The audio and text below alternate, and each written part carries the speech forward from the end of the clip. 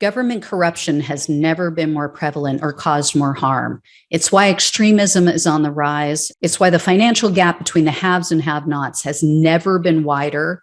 And it's why our planet is at risk of an extinction level tragedy. That's why I need your help to keep exposing the truth about the rot on both sides of the aisle. Become a supporter or a friend of the show today by clicking on the coffee link in the description box below. Friends of the show join me on a Zoom hangout once a month, and you guys can ask me any questions you want, and I can get to know you better.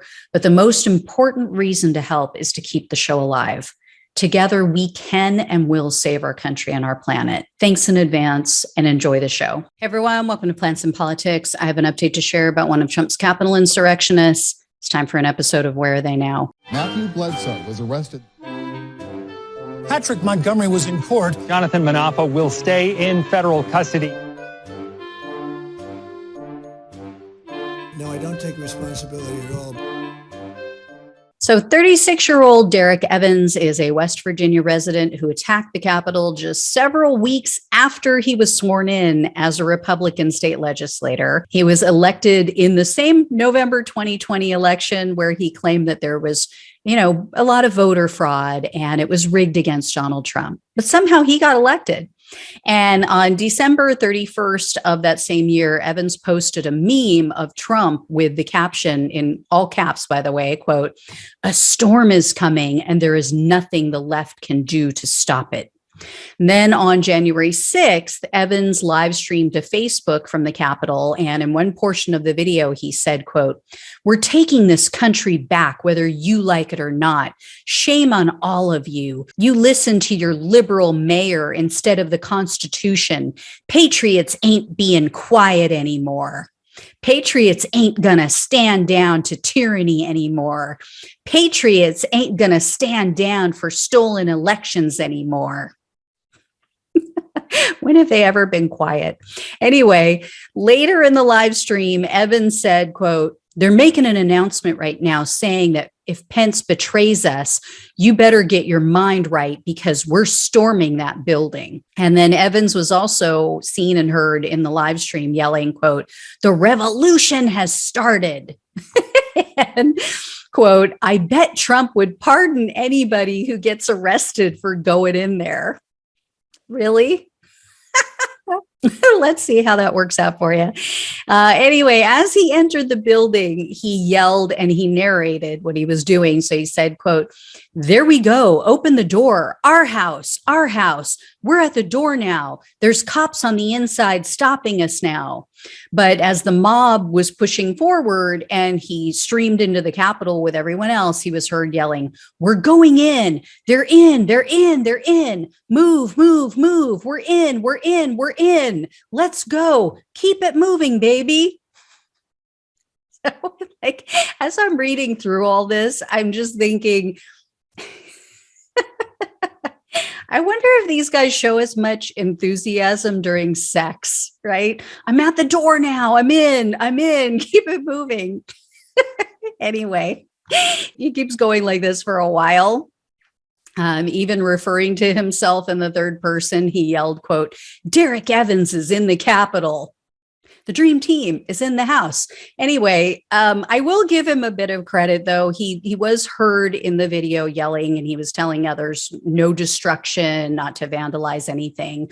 So Evans was arrested on January 8th of last year, and he was charged with entering a restricted building or grounds, 2 counts of disorderly conduct, 2 counts of physical violence, entering the gallery of Congress, obstructing passage on Capitol grounds, and then parading in a Capitol. So Evans resigned from his position following his arrest. And in March of this year, he pleaded guilty to the felony crime of civil disorder. So totally different crime. But Evans was looking down the barrel of 5 years in prison, up to 3 years of probation, and up to $250,000 in fines. The prosecutor, however, requested a sentence of only 3 months in jail. I don't know why. At the sentencing hearing, Evans' attorney said that being arrested and having to plead guilty to a felony has, quote, "been a humbling experience for him." And the attorney pointed out that Evans can no longer own a weapon because apparently that's all that matters. And then Evans also spoke virtually at the hearing, and he told the judge that he takes responsibility for his actions and that he let his family down. He also expressed regret over the fact that his actions would leave his children, quote, fatherless for months.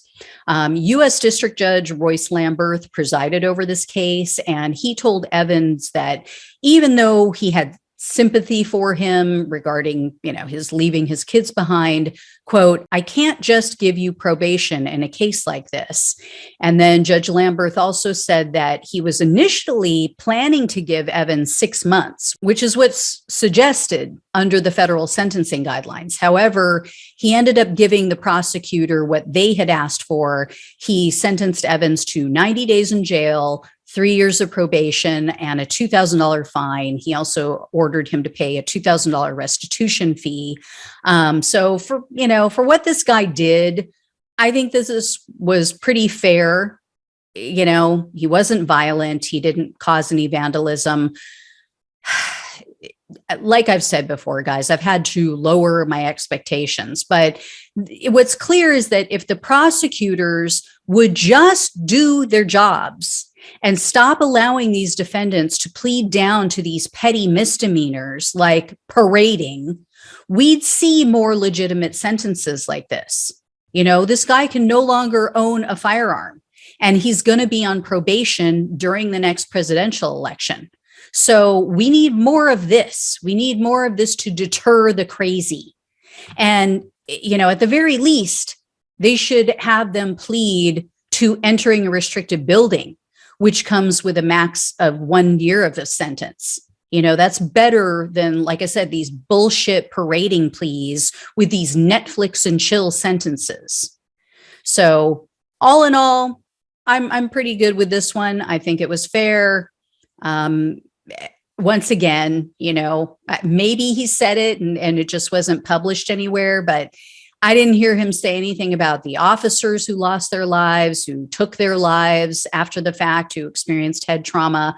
I didn't hear him talk about his remorse over the 140 plus officers who lost vision over this, who, have all kinds of PTSD, who suffered other permanent physical damage due to this rally, this riot and insurrection. So, me, once again, that's why they were there, because it's all about them. All right, guys. When and if I hear more, I'll let you know. Thanks so much for watching and listening. Take care. I'll talk with you soon.